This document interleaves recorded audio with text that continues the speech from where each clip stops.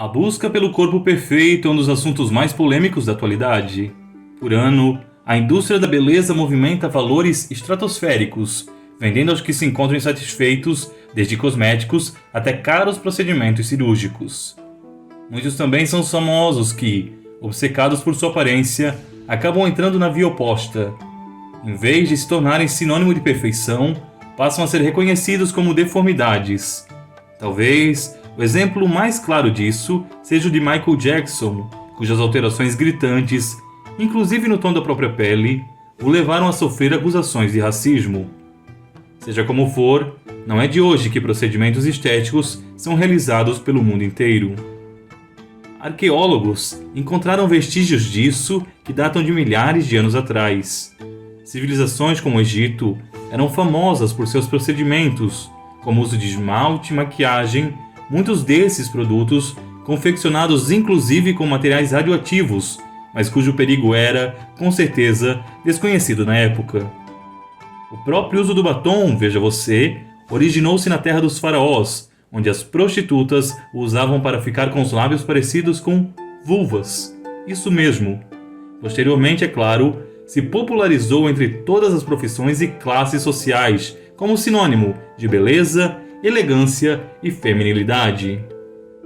Entretanto, poucas dessas práticas estéticas se equiparam, em horror e crueldade, com os famosos pés de lótus chineses, responsáveis por deformar e destruir milhares de mulheres por um período de mais de 10 séculos. Quer saber mais? Então seja muito bem-vindo ao meu canal. Eu sou o Oráculo, sempre trazendo um pouco de conhecimento adicional para você. A deformação de certas partes do corpo para fins estéticos é muito antiga.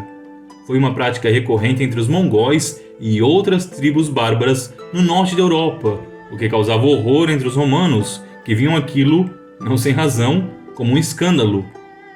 Ao ter a cabeça apertada por bandagens, o menino desenvolvia um crânio alongado e achatado, o que lhe proporcionava uma aparência mais feroz, alta e imponente. Prática semelhante também foi adotada por muitas tribos da América durante um longo período de tempo. Na China Imperial, a deformação induzida foi utilizada para fins opostos. Não para dar uma aparência grotesca a guerreiros tribais, mas para tornar as mulheres mais delicadas. Com isso, amarrava-se os pés da menina, evitando que eles crescessem. Pés pequenos eram considerados delicados e exóticos, e um tanto quanto sensuais, a ponto de induzirem a esse procedimento torturante. Uma espécie de podolatria doente, por assim dizer.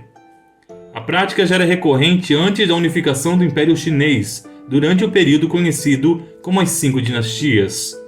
Já naquela época, a atração por pés pequenos levava dançarinas a enfaixarem os seus. Talvez isso ajudasse na dança, talvez fizesse até mesmo parte dos papéis.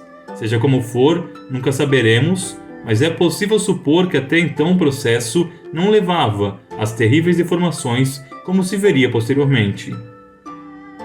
Um conto desse período, escrito por Dogan Shen, conta a história de um príncipe que se apaixonou por uma jovem e linda moça. A única forma que ele teve de encontrá-la foi através do sapato que ela perdeu, tão pequeno que só se encaixava em seus pezinhos. E se você acha esse conto parecido com a história da Cinderela que vimos na Disney, é verdade. O conto chinês foi o precursor da história europeia que conhecemos e que é tão famosa mundialmente.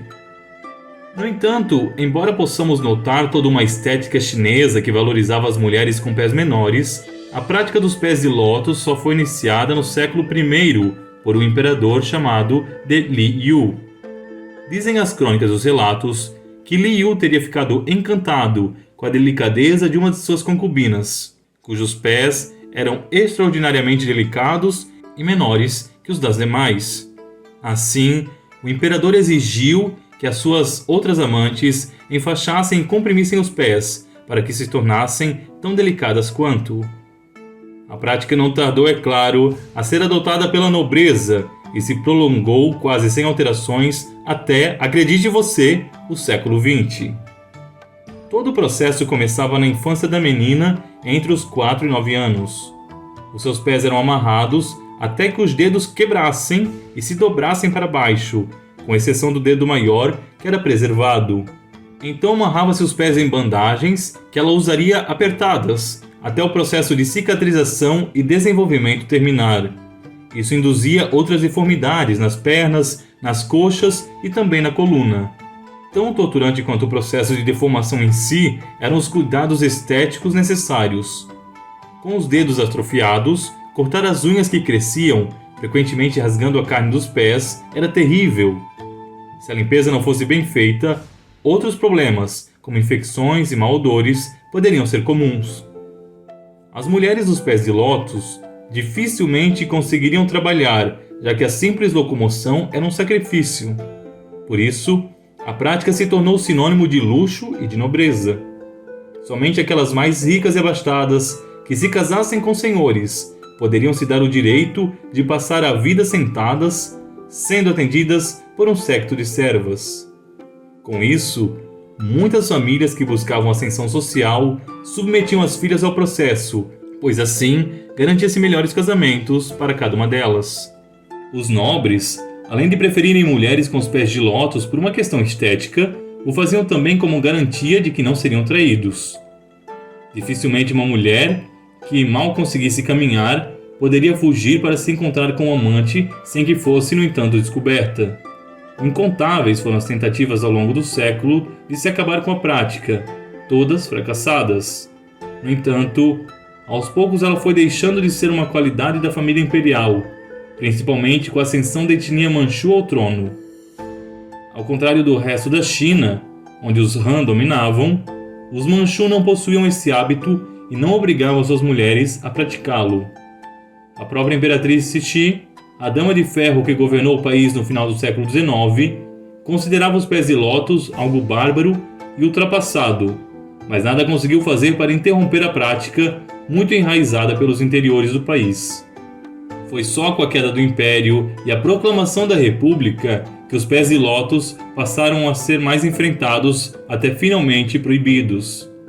Ainda assim, estima-se que até 1950, mesmo às escondidas, a prática ainda permaneceu em muitas aldeias interioranas. Ainda hoje em dia seria possível encontrar anciãs que possuam os famigerados pés de lótus. Você talvez se assuste com a brutalidade de tudo isso, mas ela nos leva a um questionamento sério.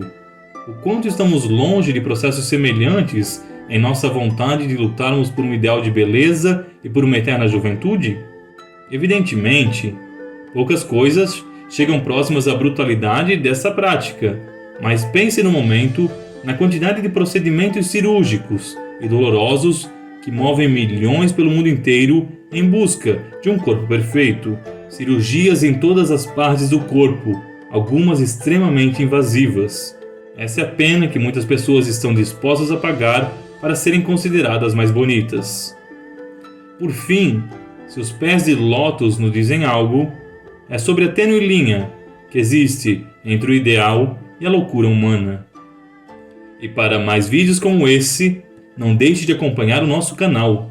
Até mais, se Deus assim quiser.